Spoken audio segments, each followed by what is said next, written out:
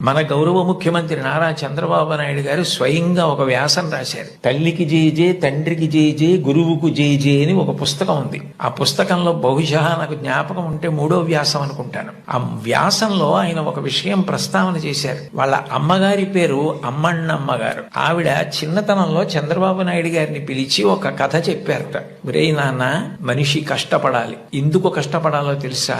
ఒకరింట్లో ఒక పంది, ఒక నక్క రెండు ఉండేవి. ఆ పంది చాలా కష్టపడి పనిచేసి మధ్యాహ్నం ఇంటికి భోజనానికి వచ్చేది. నక్క పని చేయడం మానేసి చెరుకు తోటల్లో తిరుగుతూ ఊళలు వేస్తూ వచ్చే ముందు బురదలో పొర్లాడి వచ్చేది. పంది ఒళ్ళు కడుక్కుని వచ్చేది. ఇంటికొచ్చి శుభ్రంగా ఉన్న పందిని చూసి ఇదేం పని చేయలేదనుకుని మంచినీళ్లు మాత్రమే పోసేవాడు యజమాని. నక్క ఒంటి నిండా బురదంటించుకోవడం చూసి ఇది బాగా కష్టపడింది అనుకుని బాగా దానికి తిండి పెట్టేవాడు. మోసం ఎన్నాళ్ళు దాగుతుంది. కొన్నాళ్లకి ఎవరు కష్టపడుతున్నారో తెలిసిపోయింది. తెలిసిపోయిన తర్వాత నక్కని కొట్టి తరిమేసి పందికి తన పిల్లనిచ్చి పెళ్లి చేసి ఇల్లరికం అల్లుడిగా తెచ్చుకున్నాడు రా. ఇంటి పనివాడు ఇంటల్లుడయ్యాడు రా.